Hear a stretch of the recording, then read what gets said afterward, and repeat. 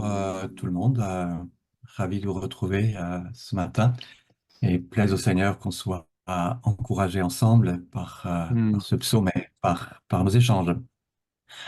Ce psaume fait partie des psaumes royaux, c'est le programme qui a été annoncé cette semaine. Donc c'est quelques psaumes, il n'y en a pas énormément, à peu près une quinzaine, qui effectivement ont comme sujet le roi, dont on dit un certain nombre de choses. Voilà. En tout cas, quelques éléments qu'on découvre ou qu'on voit ce matin dans ce psaume 2, puis il y en aura d'autres tout au long de la semaine. Ce psaume n'a pas de suscription, on ne sait pas de qui il est. Euh, Dans le Nouveau Testament, l'apôtre Pierre, dans Acte 4, le prête à David, mais c'est pas forcément contraignant, ça pourrait simplement signaler qu'il fait partie de la collection du premier livre des psaumes jusqu'au psaume 41 qui sont la plupart, pas tous, mais la plupart de David. On ne sait rien non plus sur le contexte, quand est-ce que ce psaume a été écrit, dans quelles circonstances. Il y a pas, des fois, il y a des indications, là, il n'y en a pas. Donc, c'est le contenu du psaume qui va nous indiquer, au fond, de quoi il s'agit, quel est l'enjeu. Et on s'accorde généralement à dire que c'est un texte, un psaume qui a été écrit en vue de l'intronisation du roi, l'onction du roi. C'est ça le contexte dans lequel il faut le comprendre, donc le roi d'Israël. Euh, Ce psaume et quelques autres est redevable à un texte qui précède, et je pense qu'il faut avoir en tête ce texte qui précède pour en comprendre toute la richesse. C'est la promesse que Dieu a faite à David. On se rappelle des circonstances. David voulait construire une maison temple à l'Éternel. Et par Nathan, il reçoit la réponse en disant, bah non, c'est pas une trop bonne idée, c'est pas toi qui vas le faire, c'est ton fils, mais c'est moi, Dieu, qui va te construire une maison. Alors, pas du tout un temple ce coup-ci, mais une maison dynastie. Et c'est deux textes qui nous rapportent ça. Donc l'un, c'est 2 Samuel 7. Et versets 13 à 16, je les lis parce que je pense que c'est la dimension dans laquelle il faut comprendre ce psaume et d'autres textes aussi de l'Ancien Testament qui suivront dans le temps. Donc 2 Samuel 7, 13 à 16, donc ouais, c'est Nathan qui parle de la part de Dieu et qui dit, ça sera lui qui construira une maison à l'honneur de mon nom et j'affermirai pour toujours le trône de son royaume. Je serai pour lui un père et il sera pour moi un fils. S'il fait le mal, je le punirai avec un bâton, le bâton des hommes, avec les coups des humains, mais je ne lui retirerai pas ma grâce, comme je l'ai fait avec Saül, que j'ai écarté de ton chemin. Ta maison et ton règne seront assurés pour toujours après toi. Ton trône sera affermi pour toujours. Je m'arrête là. Une remarque importante pour cet oracle de Nathan, Dieu dit pour les successeurs de David, je serai un père pour lui et il sera pour moi un fils. Donc le roi d'Israël est considéré comme un fils adoptif de Dieu. Il me semble que c'est ça l'idée euh, qui anime la substance de ce psaume. Alors, venons-en au psaume proprement dit. On y voit 4 prises de parole dans chaque fois par un groupe de 3 versets. La première prise de parole, c'est les nations qui s'expriment. Dans la deuxième prise de parole, les versets 4 à 6, c'est Dieu qui s'exprime. Dans la strophe suivante, les versets 7 à 9, c'est le Fils, le roi qui s'exprime. Et dans la dernière partie, les versets 10, 11 et 12, on ne sait pas qui s'exprime en fait, mais ça pourrait, pourquoi pas, ça pourrait être nous euh, qui nous adressons d'une manière ou d'une autre aux puissants de ce monde, puisque ce sont eux qui sont visés. Alors je voudrais simplement dire un mot maintenant de chacune de ces 4 paroles. La première parole, donc les versets 1 à 3, c'est les puissants de ce monde qui s'expriment et qui expriment leur révolte contre Dieu. Ils veulent bien régner, mais ils ne veulent pas être aliénés à Dieu. Ils ne veulent pas les liens qui les lient à Dieu. Alors, c'est un comportement particulièrement insensé parce que justement, la source de toute autorité, c'est Dieu. Et vouloir exercer une autorité sans se référer à celui qui est la source de l'autorité, c'est particulièrement insensé. Et pourtant, c'est la position qu'abordent les puissants. Alors, on remarque qu'il s'agit ici, je pense que c'est important de le souligner, qu'il s'agit des rois de la terre. Donc, c'est tous les puissants de la terre qui sont visés, les chefs qui se liguent, donc ils se mettent même d'accord entre eux pour exprimer leur révolte et leur rébellion contre Dieu. Nous n'en voulons pas. Un peu, il faut s'imaginer que on est quelque part à l'ONU et que dans toutes ces nations rassemblées aux Nations Unies, ben, prennent une position commune, se liguent ensemble et disent non, nous ne voulons pas que quelqu'un règne sur nous. C'est nous qui avons l'autorité dernière. Et je remonte au verset 1. Ben, le résultat, c'est que les nations sont agitées, elles sont en effervescence, elles sont dans le non-sens. En effet, il me semble que c'est une des conséquences si ceux qui sont en autorité se rebellent contre l'autorité, ceux qui sont soumis sont agités, sont dans le non-sens, sont perdus, sont dans le désordre. Et je pense qu'on peut le constater. Une deuxième parole, c'est Dieu qui s'exprime ici, les versets 4 à 6 et avec deux, on va dire deux réactions. La première, c'est le rire. Alors, c'est quelque chose qui nous a fait réagir dans nos groupes d'échange avant. On voit pas souvent Dieu rire dans l'Écriture. C'est un des textes. Et ce rire peut être interprété de X manières. Euh, Ça peut être très compris comme étant très, très, très mauvais, très, très méchant. Mais je ne pense pas que c'est cette lecture qu'il faudrait adopter ici. C'est plutôt le rire de celui qui trouve ridicule, complètement déplacé, la révolte de ceux qui sont les plus en autorité, qui sont les plus puissants. Et Dieu est tellement au-dessus de tout cela, il est tellement euh, au-delà dans son autorité, dans sa puissance, dans sa souveraineté, du pouvoir que peuvent exercer des rois clés sur cette terre, même s'ils sont, voilà, s'ils ont des titres ronflants et règnent sur de grands territoires. Mais Dieu est tellement au-dessus que c'en est ridicule. Euh, c'est un peu comme, je sais pas moi, un tout petit enfant, un jeune enfant qui pique une petite colère et le papa rit parce que, bon, voilà, l'enfant peut se mettre en colère comme il veut, mais c'est quand même quelque part le père qui garde la maîtrise et cette réaction de l'enfant peut avoir un côté ridicule. Mais c'est pas que ça. C'est aussi la colère parce que c'est inconvenant. C'est se révolter contre celui qui est le souverain de tout. Ça a un côté absolument déplacé, révoltant. Son honneur est bafoué et Dieu prend position, et c'est sa parole au verset 6. C'est moi qui ai établi mon roi sur Sion, ma montagne sainte. Non, c'est moi qui décide qui règne. L'onction est là pour manifester le choix de Dieu. Le choix de Dieu se réalise concrètement par l'onction et c'est Dieu qui décide. Non, c'est moi qui ai l'autorité et c'est moi qui décide qui va régner. Dans le prochain paragraphe, c'est celui qui est désigné par onction, le Fils, qui prend la parole.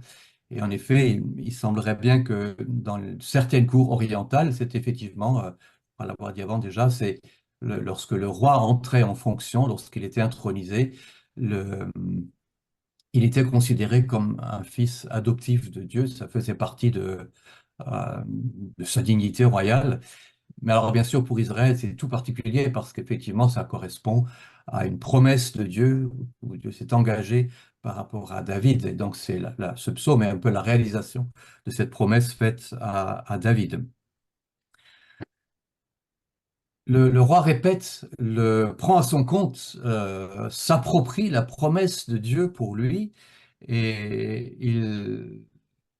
Il dit oui, c'est vrai, je deviens, j'ai ce statut aujourd'hui de fils de Dieu, et ça me donne une liberté extraordinaire.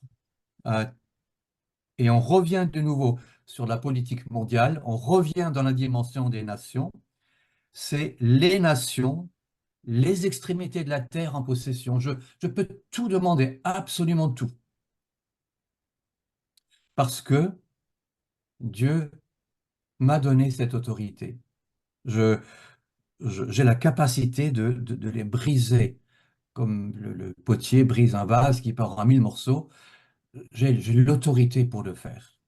Euh, les nations ne peuvent pas résister à l'autorité que le Seigneur m'a donnée. C'est absolument extraordinaire. Euh, Souvenons-nous, euh, Israël est une toute petite nation à l'échelle mondiale, même à l'échelle du Moyen-Orient, mais encore plus à l'échelle mondiale. Comment le roi d'un si petit pays peut-il avoir des prétentions universelles? Comment est-ce que c'est même pensable? Et on peut se mettre à la place, et ben, je ne répondrai pas à la question puisque c'est une question qui nous est posée pour la discussion tout à l'heure.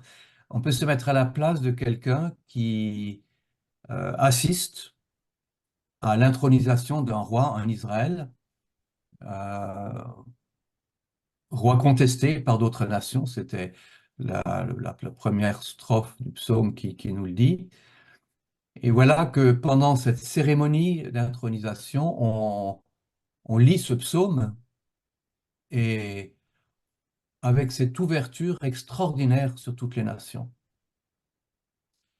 Ça aurait déjà été bien si le roi peut dire, ben voilà, mon peuple m'est soumis.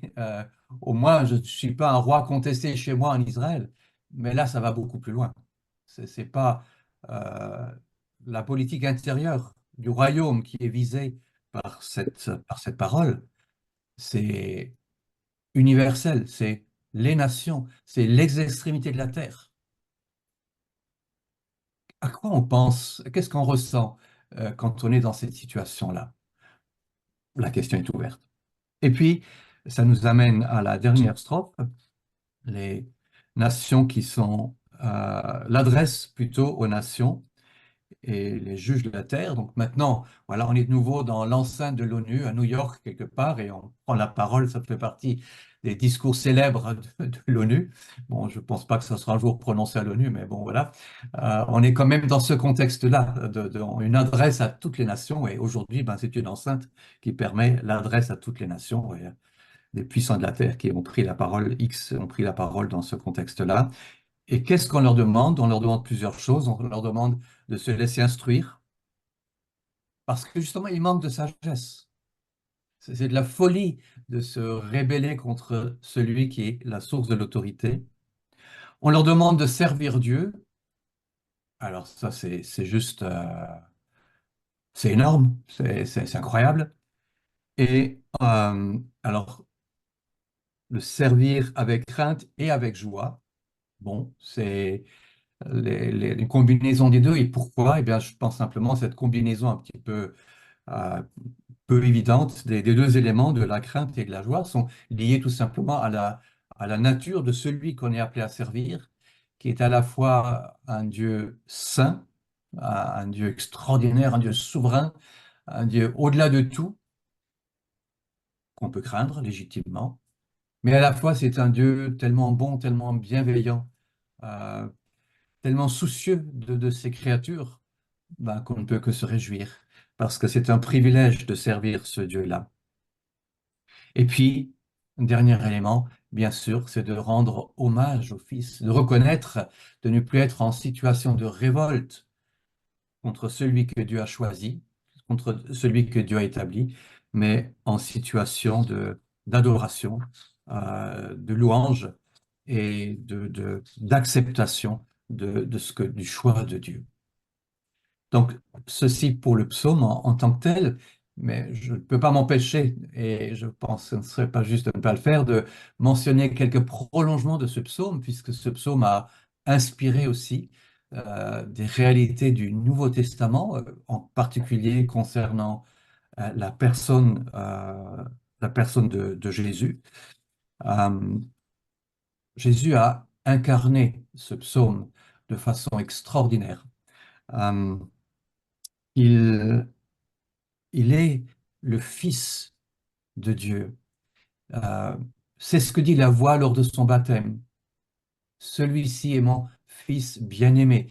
Il me semble que cette expression fils et bien-aimé ont leur source d'une part dans le Ésaïe 42 pour le bien-aimé, l'affection du Dieu, et fils justement dans le psaume 2, puisque c'est exactement l'idée que défend ce psaume. Par contre, Jésus n'est pas un fils adopté, c'est le fils seul engendré de Dieu. Euh, il répond à ce psaume de façon à le dépasser entièrement, totalement.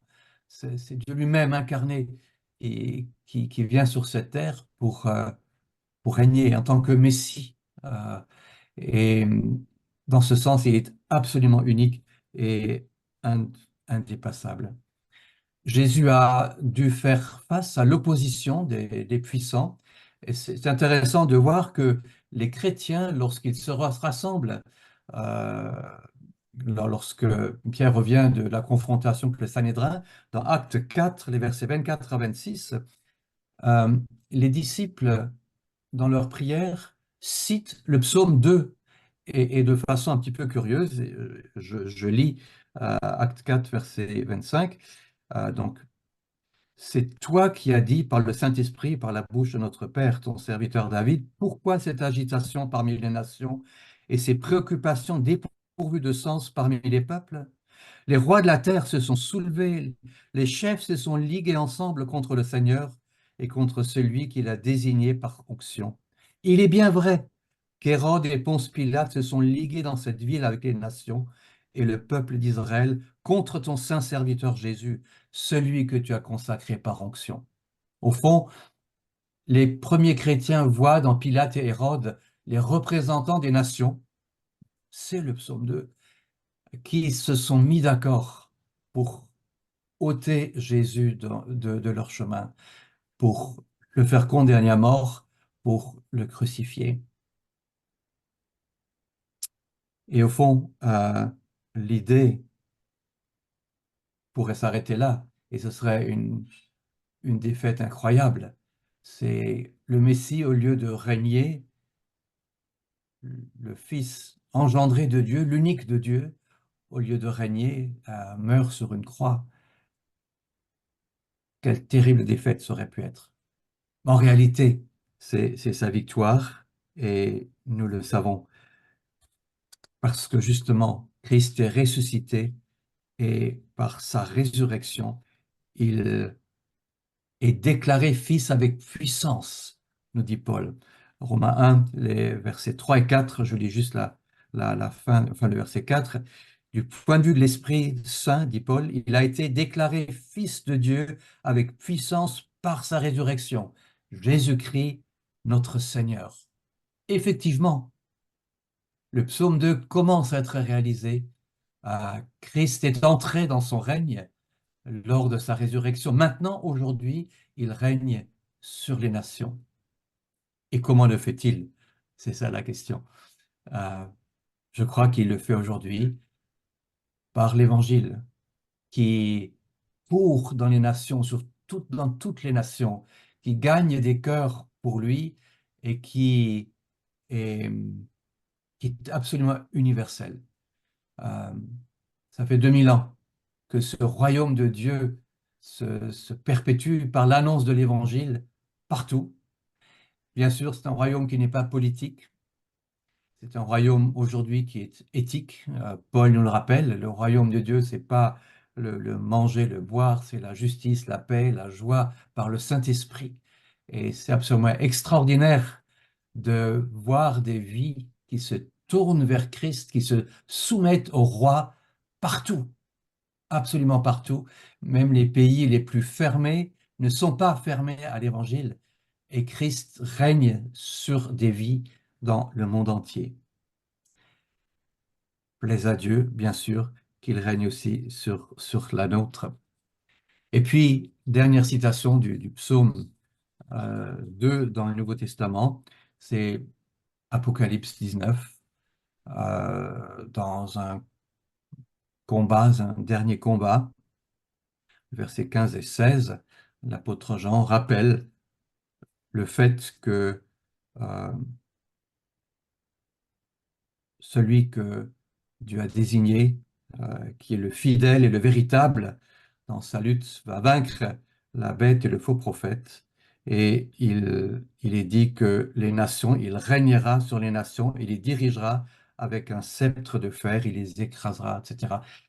La, la révolte dans laquelle nous vivons encore aujourd'hui, cette tension dans laquelle nous vivons aujourd'hui, ben, sera résorbée au dernier jour, lorsque le roi, le Fils, seul engendré du Père, entrera définitivement dans son royaume et quand toute résistance, absolument toute résistance, sera brisée, définitivement brisée, et que toute langue confessera que Jésus-Christ est Seigneur à la gloire du Père. Amen.